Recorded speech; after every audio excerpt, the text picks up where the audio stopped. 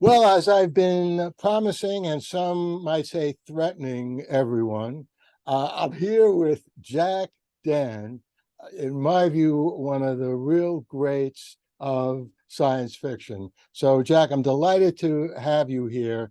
And let me begin this by saying I first met you, not in person, but I first met you as an author.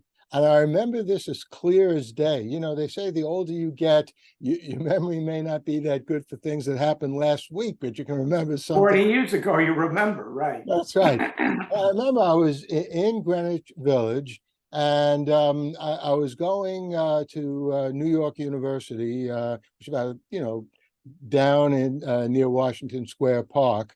And I was about, I don't know what I was doing, wandering around like, 9 or 10 blocks away.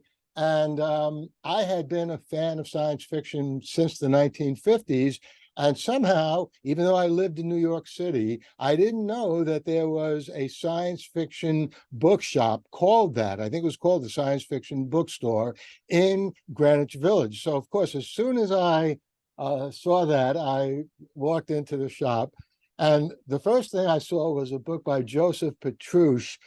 It was an analysis of the Foundation trilogy, which then and now is my all-time favorite trilogy. So I picked that up, and I'm looking around, and I see, various books, various authors, and then I come upon this book, and I hope that everybody can see it. And this is Wandering Stars. This is Jack Dann's anthology. And like everything else that Jack does, I mean, first of all, the title itself is brilliant because Wandering Stars, it sounds like science fiction, but the stars of the book are both the authors in this anthology and also the various Jewish cultures which feature in these stories. And I remember, I'm not a very religious person at all, but I love Jewish culture. Hanukkah is my favorite holiday, and it's fun spinning the dreidel and all that stuff. And I knew, of course, that Isaac Asimov was Jewish. So I knew that there was always a Jewish influence in science fiction, a Jewish expression, Harlan Ellison. But I really had no idea that there were this amount of stories and authors that you cleverly came up with. So let's start just even talking about that, even though we're going to talk for the most part about Jack's latest book. What gave you the idea to come up with Wandering Stars? I got to tell you, it's first of all, that was my first book, and the editor I remember was Vicky Shockett at Harper and Row, and Gardner Dozois and I. Gardner had a short story collection, and I had that anthology. I mean, Gardner and I were may rest in peace. We're close. But I came up with the idea. I was living in a building, in the same building. We had like a writer's commune. It was myself, George Zabrowski, and Pam Sargent.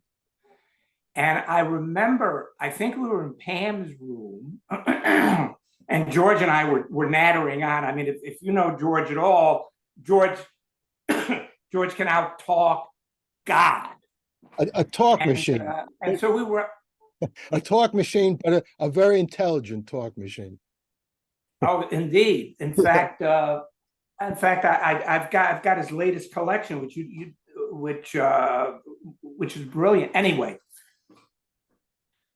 we were talking about science fiction and the fact that there had been there hadn't been a science fiction collection about Jewish science fiction. And so they said, you should do this. So I remember we were jumping up and down on the bed like 12-year-olds. And I think it was either Pam or George who came up with the title Wandering Stars. And so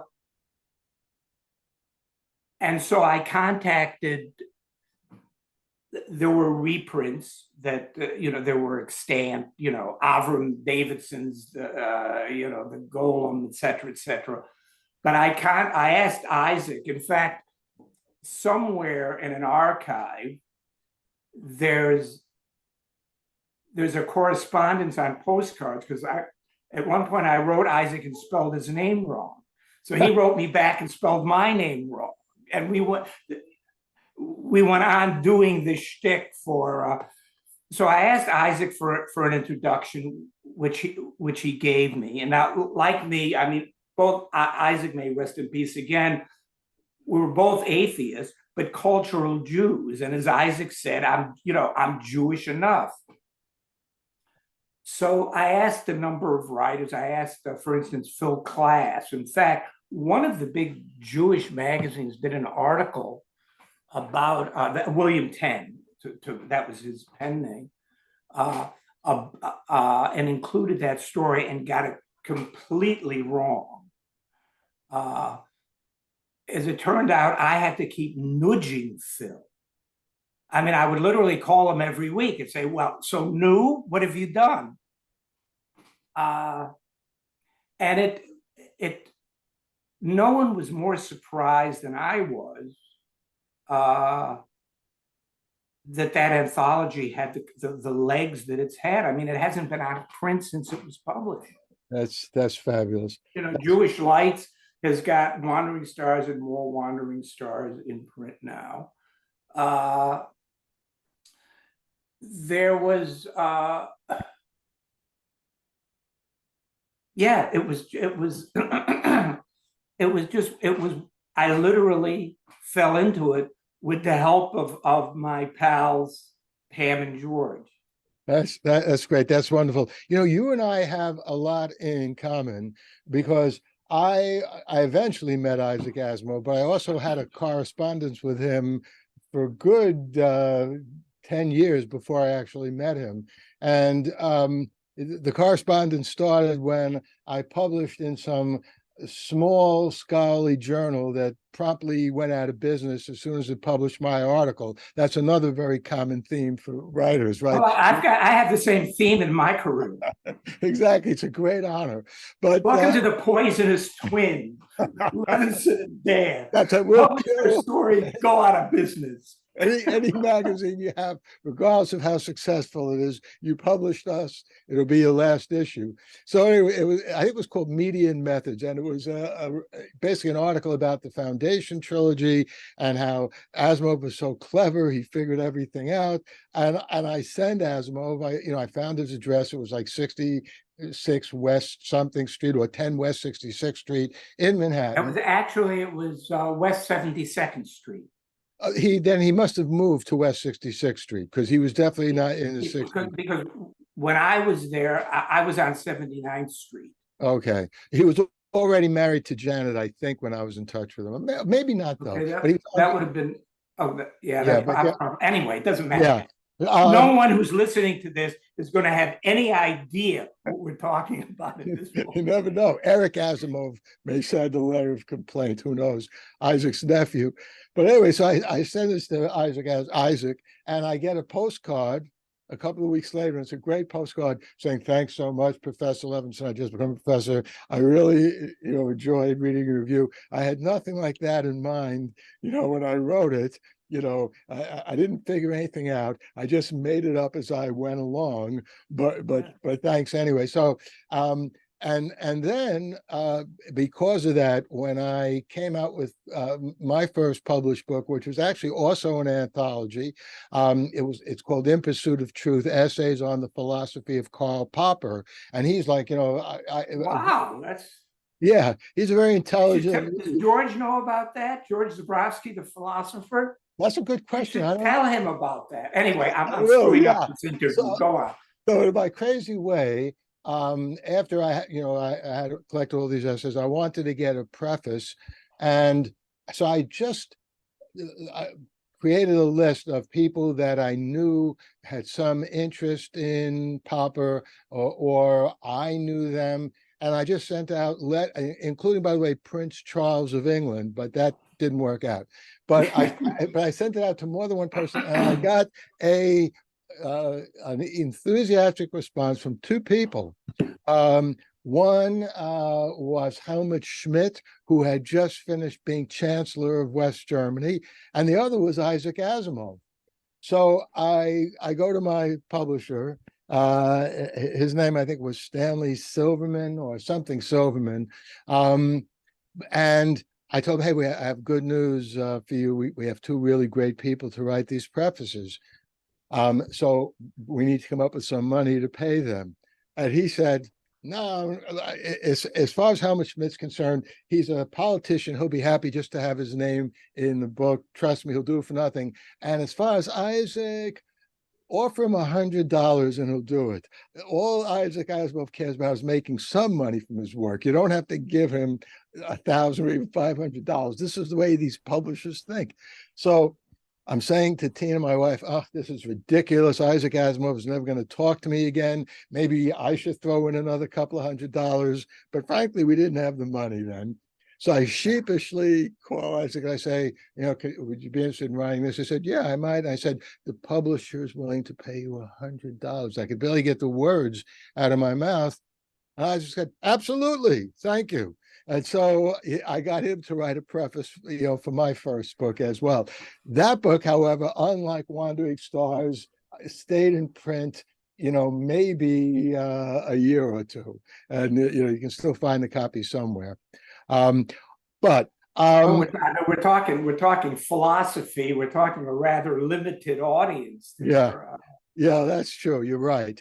But alternate history actually is a kind of philosophy, as you make clear in your wonderful book. And I have to tell our viewers, and for those of you who are listening to the acoustic version of this interview on the Light On, Light Through podcast, I will have a link in the show notes to this review, to this in this interview, show notes this interview. I'll have a link to the review that I wrote of Jack's book, Fiction Writer's Guide to Alternate History. And I have to tell you, it's, everyone always talks about, I picked up a book, it kept me up all night, I couldn't put it down.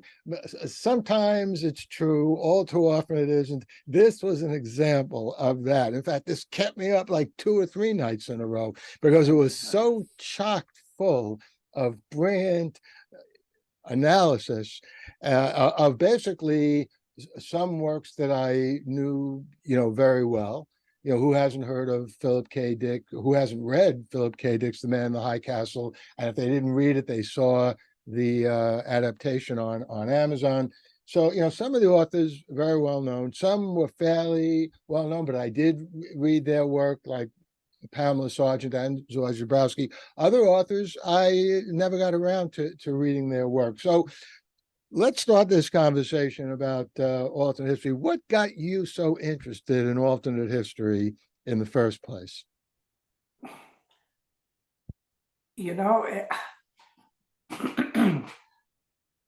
I circled around it, I think, with my novel about Leonardo da Vinci, which did well for me. And luckily, the publishers didn't have a demise after.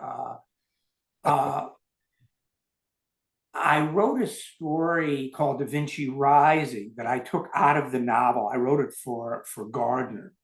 A lot of critics have said that I do these fix-up now, that actually it's the other way around. I write the novel and then I'll take a piece out and turn it into a story.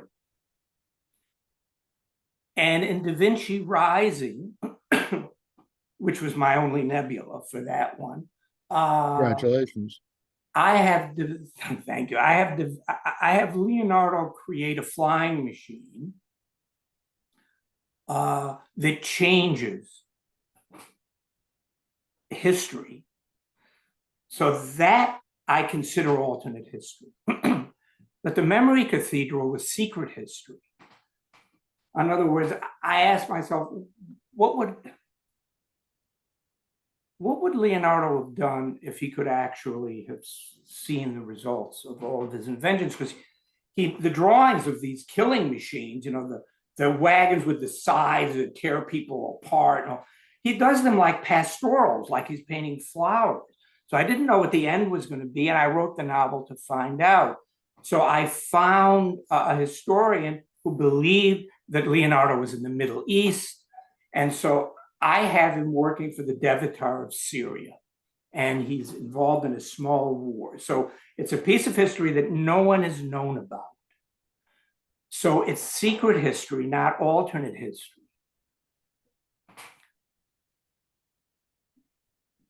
But the idea of playing with history, I couldn't get it out of my head. So then I wrote The Rebel, which was about James Dean.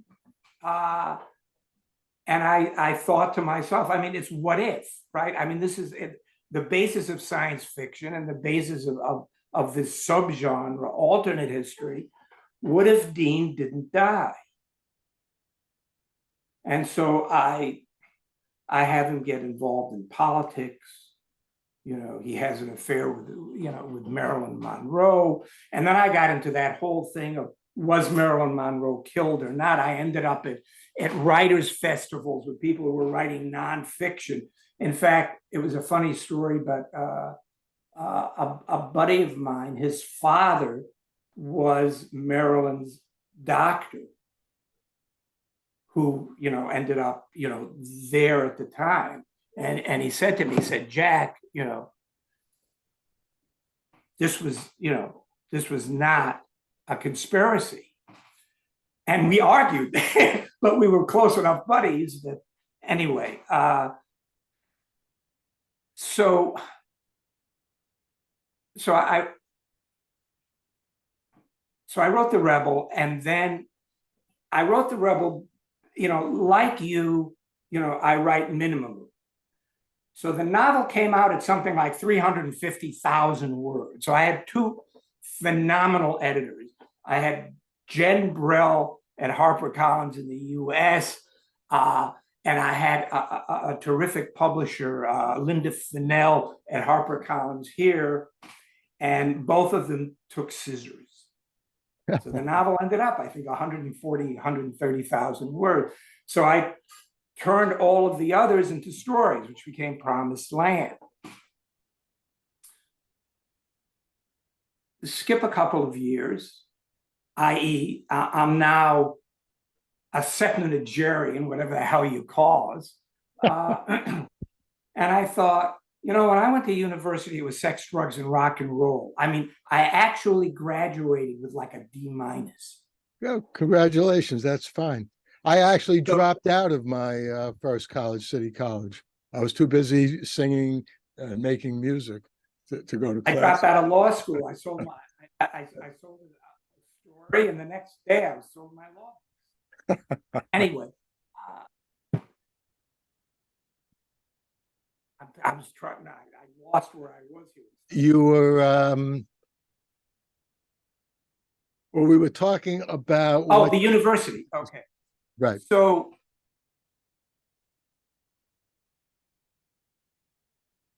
to make a long story short, the wonderful folks at the University of Queensland paid me to get a PhD.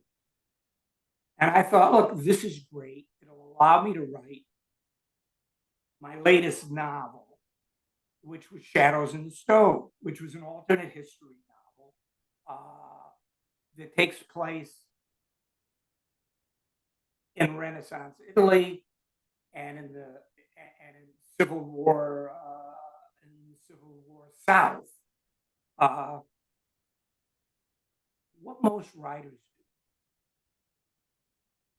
do, you write the novel, and the idea is to find the knowledge. So you then write an essay, thesis about the novel. Well, Jack, try to lean closer to the microphone, just because you were breaking up like when you were leaning back. Okay, am I breaking up now? No, that's fine. So to all of our viewers, see, this is what happens in real video recordings. What you see on television is all phony stuff. Okay. That's right. It's phony stuff because they've got lots of money. And if I had $100,000 worth of sound equipment, I would sound great. So I was writing the novel, And 2 years in, I thought, I better think about the thesis. And I suddenly started getting interested because why am I writing it? What is it about? How is it done? How do other people do it? And I took the idea, being a neophyte and being a D- student, okay, I took the idea literally. Let's find new knowledge. Look, I had two terrific people as advisors. One was Kim Wilkins, who was a writer I was publishing, who's now running the universe, and the other was for the nonfiction, and was Stuart Glover, who has done an enormous amount here in Australia in terms of the politics of literature and foundations, money, all of that. And I started digging deep into it. And at one point he said, you can make the thesis the main part of your PhD. Basically, we found ways to get around it. For instance, there was 30,000 words of footnotes. We had to get special permission because you were allowed only 80,000 words, like for the novel and the thesis. Anyway, the response was terrific from the people who had read the thesis. So I got a PhD. They made me a senior fellow with a wonderful title, which means I could use all the resources of the university. But I was thinking, I'm not done with this. I want to communicate this to people who are interested in alternate history, to writers, to teachers. But I want to do it in a way that actually works, with none of the bullshit language, none of the I want it to be readable. And I wanted to do this for like years. Back in the 80s, Writer's Digest asked me if I would write a book on style. And I said no, because I didn't have anything to say. I mean, I could write a book on style in one page, be transparent, et cetera, et cetera. So I took all of the information that I had amassed, and while I was doing the thesis, I thought, let's find different points of view. How do writers do this? So I formulated a set of concepts of what I think defines alternate history. And then I formulated a set of questions, and I asked them, what do you guys think? And of course, the answers came out all over the place. There was a critic by the name of Shippey. I've got a note here somewhere. Let's see if I can find it. Boom, boom, boom. Tom Shippey. His rule is a counterfactual fiction should be 1, plausible, 2, definite, 3, small in itself, and 4, massive in consequence. And one of the contributors was a screenwriter, Mark Sheriff. I mean, he's in fact, he's got stuff on Netflix right now. He does YA stuff. He said, well, no. He said, take War of the Worlds with Tom Bahuzzi. Tom Cruise. Tom Cruise, right. Huge thing happens, but the consequence is that he becomes a better person. He becomes better to his family, blah, blah, blah. So the responses were all over the place. And I thought that was a lesson in itself. Because one of the most difficult, I mean, you can come in here. No. So keep talking. One of the most difficult things to teach is writing, because writers approach every problem individually and differently. I was on a panel once, I was moderating a panel. I had 6 writers on the panel. And we were talking about how we work. Well, one writer had an outline, scene by scene, for the entire thing. Another writer had a bowl with like notes in it, and she'd pick out a note, and then another writer would have an idea of where the plot was. And look, my partner's a writer, Janine. She starts a novel in the middle, then she goes to the beginning, then she goes to here and there. I've got to start at the beginning, and then I learn about the character, about what's happening, and then I go back and do. So I wanted to develop a teaching tool that would actually work. And one of the things that I tell the reader is that you find what works for you, you find what's resonant for you. And I remember when you were reading it, there was a woman, a writer by the name of Ekaterina Sedia. Remember that? Who wrote a novel? I made a note here, Heart of Iron.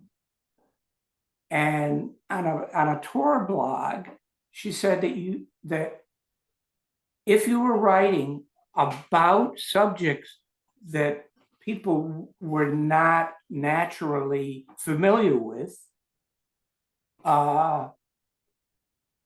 it was very difficult to get that information unless you put it in an introduction afterward. And of course, we all agree, if you're writing about George Washington, okay, or about the Civil War, or about Nazi Germany, winning the war, that gets you an immediately larger audience than if you're writing about Tesla's invention to light up the night sky. By the way, that was one of the best parts of your book, just even reading about that. And I didn't know all those things about Tesla. And so I want you to keep talking, but one of the great things about your book is that in addition to learning various ways of writing alternate history, you also learn a lot of real history, even though, as you and many of the people in your book point out, real history isn't as real as we might think, right? Because we're dependent upon what historians have decided to write. What did they leave out accidentally? What did they deliberately leave out? What didn't they know? What's their theory of history? I mean, every writer, whether we know it when we're doing it, we have a theory. Is it the great man theory? Is it, the chaos theory that stuff just happens? But the reason that I got permission to use Lou Shiner's story, White City, I think it perfectly illustrates how masterfully Lou manages to communicate stuff that's really esoteric to the reader. So that's the reason I go through almost line by line, showing the reader how it can be done. And so I think my theory for the book, one was to give the reader the tools to understand theoretically how alternate history works, the mechanics of it. And I mean, that took a lot of figuring out and theorizing. I mean, I ended up, creating a new subgenre, transcendent counterfactual fiction. Uh, and the other was to give practical tools. So I wanted a book without bullshit. I wanted a book that a writer could use, that would be useful uh, practically. So I go through by example on all the ways it can be done, and I use my book uh, as an example because I'm talking to the writer or to the reader, writer to writer. And I can tell you about how I work. You may not work that way. So, okay.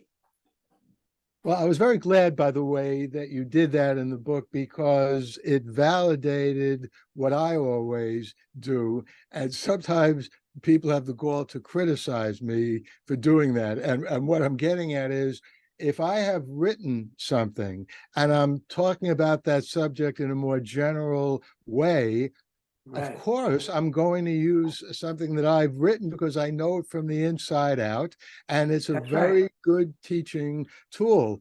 People wrongly think that when you do that, I think it's just that you're so egotistical. Now, I'm incredibly egotistical. I admit that. You Of probably course. are too. We wouldn't be writing. Yes. But that doesn't mean that everything we do in which we talk at all about ourselves is an expression of that. I mean, just one example, I've been in a sort of sad mood all day today because, as I'm sure you probably know, just yesterday, and more material has come out today. The Beatles came out with what is being said will be the last Beatle recording. It's Yes. there originally were three demos that Yoko Ono gave the Yeah, Beatles. and they managed finally with they have using AI, they managed to separate Paul's voice. That's right. And by the way, I don't want to get too much off on a tangent about this, but unfortunately, but not surprisingly, a lot of people, when they hear such and such used AI, they think it's some kind of nefarious, Yeah. underhanded, illegitimate production, and it isn't. I mean, Yeah. I was in the first time I was in a recording studio literally was I think like in 1962. I was like 2 months old. No, I was a little older than that, and basically it was me and my friend Paul Gorman. We had written a couple of songs. Gorman's father brought us into a studio and we recorded it, and we were doing harmonies to our own voices. And that's not something you can do in reality, right? You only have one voice, and it was Right, of course. so it was using in effect a smart tape recording process to do that. It's called, so overdubbing and multi-track. So, even in the Beatles' original 1960s recording, there was a manipulation of sound, making a voice sound better. So all that Peter Jackson did is just took that one step further. But the reason why I mentioned that, about feeling, bad all day, and talking about that, that song is obviously John Lennon isn't here with us, and wouldn't it have been so much nicer, so much more wonderful if that song still hadn't been finished until now, but if the four living Beatles had worked on it. Could and have done and in a way that gets back to what you're talking about, early on, just in our conversation here about your alternate history science fiction. So James Dean lives. Just stop there. That to me, I think, is a keystone of alternate history, because whenever someone dies too young, it it always seems to me that that's not the way the world was meant to be. In other That's words, a right. person shouldn't die that young. And even Marilyn that applies to. And the reason why I wrote It's Real Life is from the moment I heard in 1980 that John Lennon was killed, and I hadn't even written a word of science fiction then. Actually, I wrote one science fiction story when I was in first grade, but other than that, in Yeah. 1980, I hadn't written any other science fiction. But And the moment I heard that news, I said, this is something that's wrong. We now are living in a deformed reality. This shouldn't have happened. And so and And that's that's why I wrote it was the same for me. In fact, I have one review where it said that this is like it's almost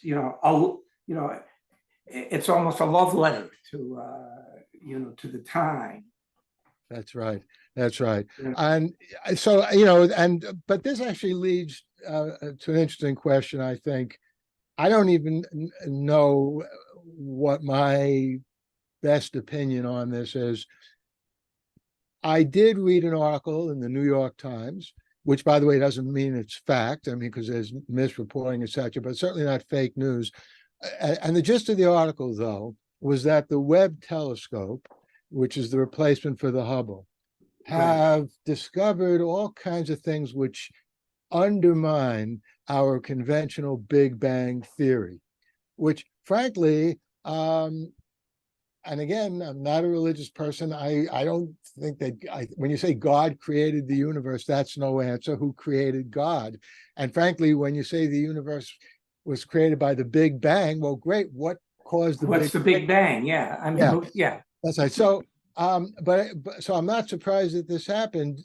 So now there's a lot of evidence that's coming in through this new telescope that says, well, the things that are supposed to happen, if the Big Bang theory is correct, they're not happening as far as we can see. So what then? And one of the possible solutions to this problem is to assume that there are alternate universes and that the universe sometimes flips from one universe into another. So when I saw that, for the first time, I began thinking, I wonder if there really are alternate realities. In other words, an alternate reality in which, say, you and I were having this conversation, but the story that you wrote was not about James Dean, who died way too early.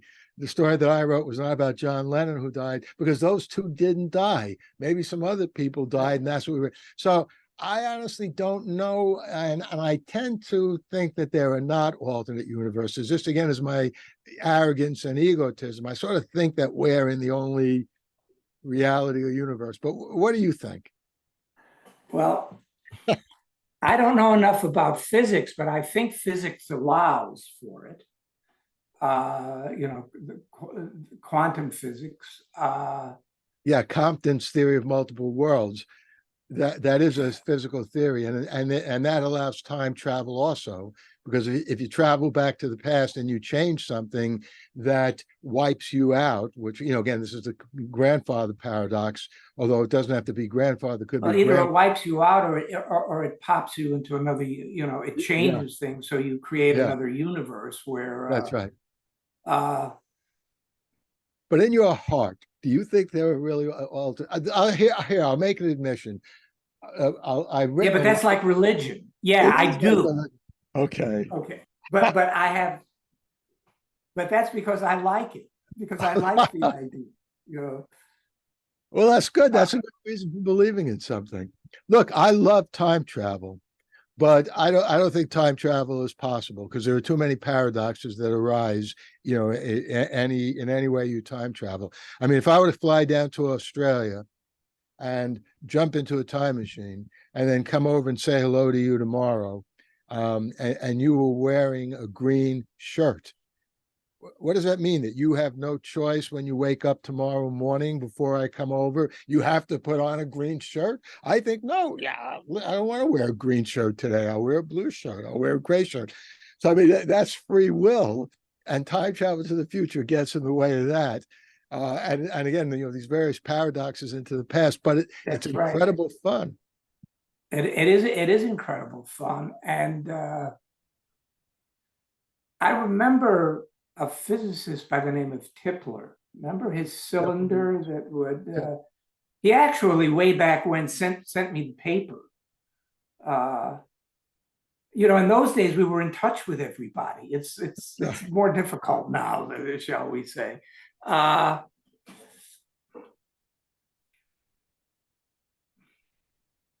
again, I think time travel, it's the same wish. It's the same generative principle that makes us want to write alternate history. Uh, we want to go back somehow and fix it. Yeah, no, that's right. That's exactly right. Well, that's 100% why I wrote Real Love. I wanted to give people a taste of, it's 1996, and this is before Then and Now, which was the song released yesterday. But 1996 is, of course, when Real Love and Free as a Bird, were released.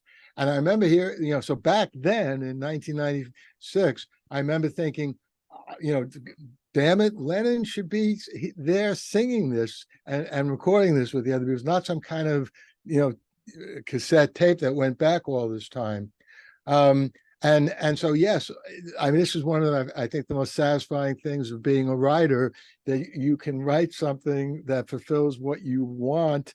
That's right. It was a lovely, and you gave it. I love when you were going through the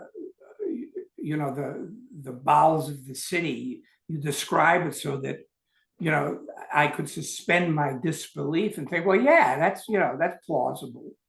The funny thing is, the reason you wrote that, for the same reason, in The Rebel, I have a scene where Elvis Presley and the Beatles get together. Yeah, that's a great scene. I know. Because the Beatles, like, they They loved respected Elvis. us. So that's right. So, I mean, it is a way, it is, I mean, a lot of what I write is dark, as do you. But in a sense, there's the element of wish fulfillment, which is almost childlike. As dark as things get, it's a very creatively positive impulse, I think. Yes, it is. And I think readers pick up on it. Yeah, I think you're right. And I think that's what makes these stories so effective. I wanted to ask you, though, a question about the mechanics of the heart of your book, Fiction Writer's Guide to Alternate History, which, as you were saying, were these brilliant writers. And just, by the way, I mean, some of it is actually funny, because they respond to a question.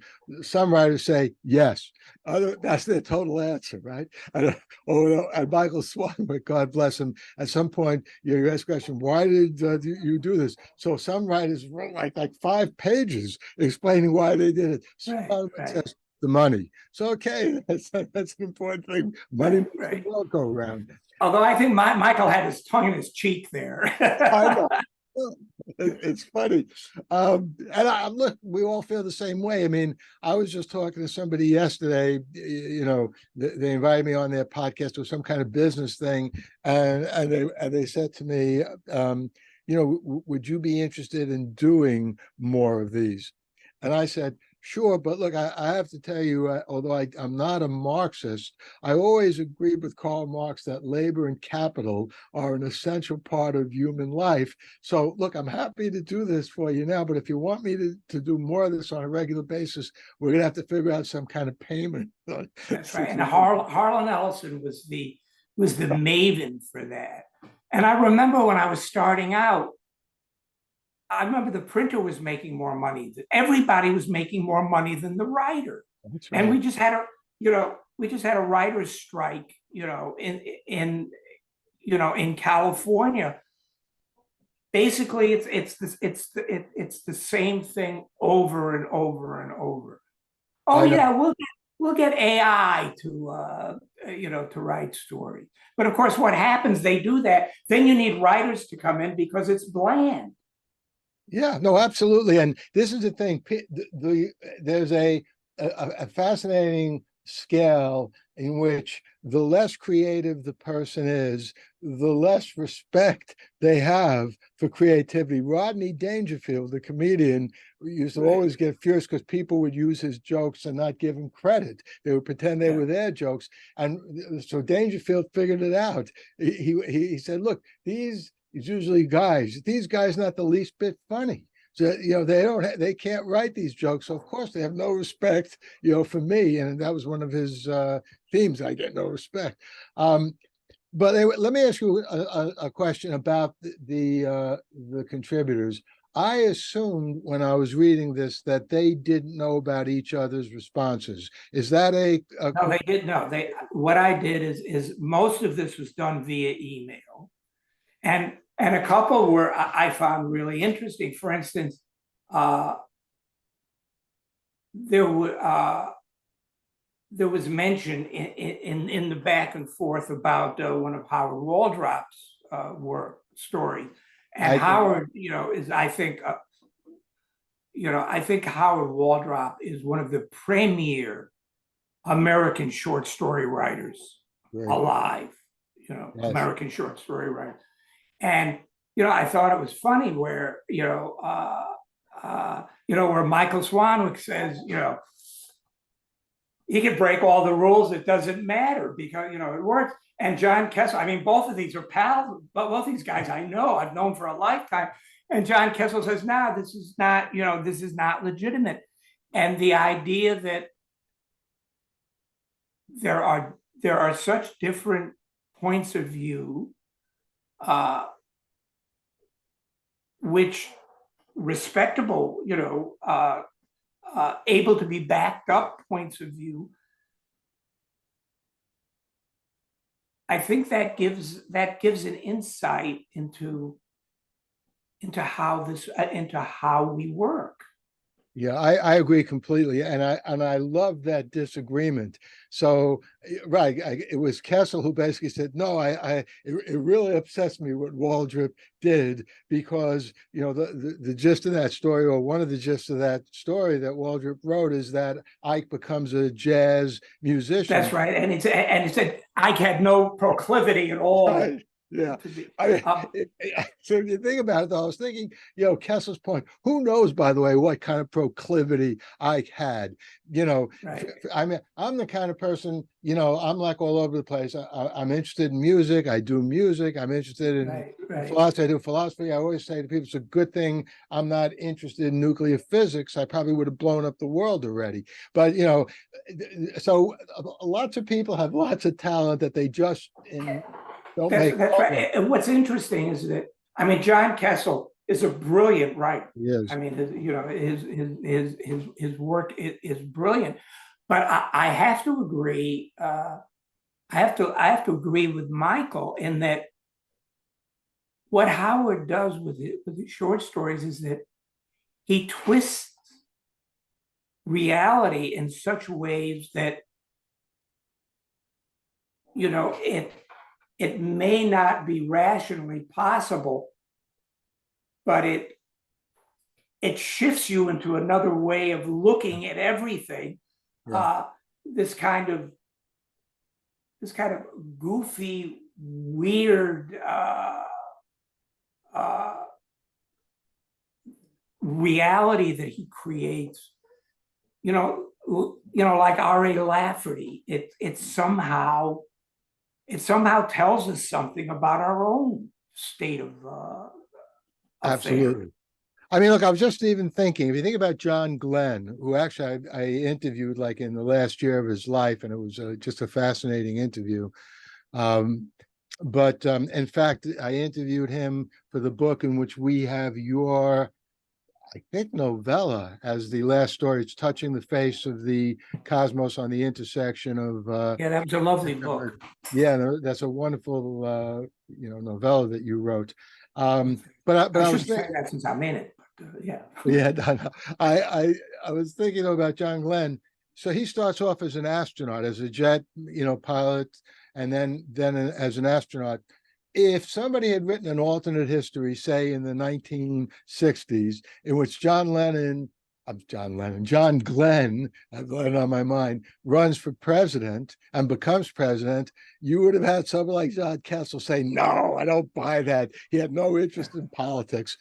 In fact, Glenn did run for president. He didn't make it through the primaries. He was a senator for God knows how many years. Yes, he was. Yeah. And so I think, this is another thing that alternate history, I think, can do, that I think as long as you can make it plausible that something happened, it doesn't matter what we publicly know about the person, because as you and I and many people understand, what we know publicly of people is really just Right. skimming the surface. What publicists want us to know about them, we don't know what they're really Right. interested in. I'm trying to think, John. There was a I'll remember this. I'll put a note into the show notes. There was a New York newsman by the name of John something or other, not Kessel, who basically got taught. He was basically on the news, like on CBS, and he got tired of doing that, and he then became like he always was a musician. Nobody knew it, and so for like the last 20 years, he's been putting out all kinds of crazy music on all kinds of albums and so on. So I mean, totally unpredictable. What connection does like a news guy have for for doing? Well, look, we contain multitude. I was seeing, I was seeing a specialist, and we were just schmoozing, and oops, Oh, we that were sounds just good. schmoozing. Okay. No, that's it's the take a pillow line. and and I was talking, I said, I always wanted to be a doctor. And I said, I had been considering what I'd need to do because I thought this would be great fun. But, I figured I need 4 years of medical school. I need 2 years of residency. By the time I was done, I'd be 100 years old, and they probably wouldn't let me practice. So, but the fact is, we all have these inner desires to do other things, and you wouldn't guess that's true. That's exactly right. Well, so speaking though of desires, let's begin to wrap this up. Tell Okay. our audience at least something or more than one thing. You still have a lot of great things to write. What's going to be your next project, or maybe even your next few projects, as far as you can tell now? Because we also know writers plan to do things and then something happens and they write something completely different, but they eventually get back to that. Well, the project that I've been going back and forth with, I had the idea years ago, but it was a copyright problem.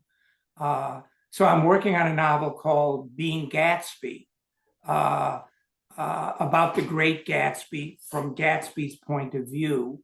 It starts off, the novel begins when he's shot. And There's yeah. no problem. Listen, it doesn't matter that's a fictional character. Gatsby has to have gone out of copyright protection, right? It was originally the Great Oh, Gatsby. he did. Yeah, so okay. So you're all right. It went out of copyright, I think, last year, and people are already Okay. doing something. But I remember, pitching it to my publisher way back when, and the publisher was nervous because it's kind of an act of hubris. Yeah. But I did. I did the novella The Diamond Pit, which was my take on Fitzgerald's Diamond as Big as the Ritz.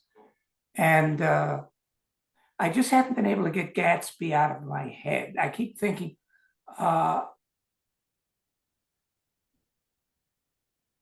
why is that book so, why has that book had such legs, aside from Fitzgerald's genius, etc.? And I think it's a glimpse into the lives of people that we can't access. So I've been trying to I've been trying to access it. Great. I think I want to encourage you to write it. I think it's a brilliant idea, and I think the world But would. as per Harlan, as we know, I've got to find a publisher who's Yeah. willing to pay cash money for it. No, I know. I know. Well, look, it's but things have changed to some extent. I was most of my novels were published by Tor, Tor Books. My editor, David Hartwell, sadly passed away a few Bless his years ago. heart. Yes, he was family. That's right. And so when I left Tor, then this like small publisher in Texas was all excited about my work and published some books. But I've published a couple of things now on my own, and it is gratifying in the sense that you have complete control over it. You can You publish do. it That's right. the minute it's finished. You don't have to wait 2 years. You get money. You get paid much faster. Um, so it's a tough situation. I've actually, I've been telling people, they ask me, well, what are you going to do with It's Real Life? I've written a short novel. It's up to about 49,000 words. I'm not sure if it's finished yet. So I have a whole bunch of thinking I want to do. But one thing, and again, at our age, which we both know, the last thing that we want to have happen is let it sit around for 20, 30, 40 years. Because if we do that, then we won't live to see it published. So, Right. I agree. Yeah. I agree. I'd like when you do finish it, let me see it. I will. I Because definitely. I really like the short story. Well, thank you. Yeah, well, the novel really, I mean, I'll tell you this, one of the things that I did in the novel, which I didn't much do, there's, other than Pete Fornatale, who is, in the novel, who was a real disc jockey at Right. WFTV, and I knew him. You open with him. I opened with him. There is another character, Dennis Elsis, who is at the very end, and and he is a real disc jockey on WFUV-FM. And what I did in the novel is I put in a couple of other real people, most of whom are not alive, so there's no problem there. But if the person is alive, as long as it's not something that in any way is derogatory towards the person, you can do that. So Right. yeah. I love the last line of the short story. I'm not telling what it is. Yeah. The readers, your viewers can go find it. But Well, listen, thank you. it's worth the price of admission. Okay, right. The price of admission isn't very high anyway, so that's great. So listen, I guess the last time we saw each other in person was at ReaderCon, like maybe in 2018, 2019. Yeah. Yes. I actually, because of COVID and, um, you know, Tina, feels strongly about that also. I haven't really gone to a con in person since then. I do a couple of virtual cons, but Me too. And the price, I can't do the back of the bus anymore. no, I know. And a cheap flight on business is like 8 to 10 grand Oof. from Right, Australia. no, I know that, and you're right. You can't fly economy because you'll come out. You'll basically need a back brace for like 6 months. That's right. That's right. Or the emergency room, one of the two. No, I know exactly what you mean. I once actually got stuck, not that shortly before COVID, but fortunately, the I was on some kind of thing where if a seat opened up in business class, I was eligible to get it. So after I was even seated in this tiny economy class seat, somehow a seat opened up because a person in business class didn't show up, so they came and got me. So business classes, as you know, is vastly better than economy. Hey, maybe we'll keep talking more about these airlines, and I'll get them to sponsor this podcast. That's a good way of making money also. But listen, That's what we need. absolutely. We But need free tickets. Although I've got something like 300,000 points with Qantas, and if I use the points, because I was thinking of WorldCon, it would bring it down if I could get approximate dates, to about $8,500. Even that's a lot of money. And No, that's before I start. We're not talking hotels yet, I know. or. So what city are you in Australia? You're in Sydney or Melbourne? I don't even know. Well, I'm between. We have a small holding in the country which overlooks a peninsula called Wilson's Prom. So I can look out now and see the ocean in the That's nice. distance. That's nice. And we, and I have a hideaway. We have a hideaway in Melbourne. All right. So Next, so right now for this old cast about, until things crash, I'm okay. all right, good. We'll keep doing. Well, so what I'm getting at is one way or another, somehow, like, let's just say in the next 5 years. Actually, and here's what I'm going to do. I'm going to bring this book with me, and I'm going to get you to sign it, and date it. So today is November 3rd, at least here in New York, 2023. So sometime before November 3rd, 2028, we're going to be in the same place, and I'm going to have You'll stay with us. We'll show you the stuff that the tourists don't see. Oh, that's great. That's great. Like there's a beach that I like, that it's one of the most beautiful beaches you'll ever see. And we can walk probably 3 or 4 miles and you Oh, won't see another person. That's wonderful. That's why we left Cape Cod up here. Yeah. All right. Yeah, I love Cape Cod too. Yeah.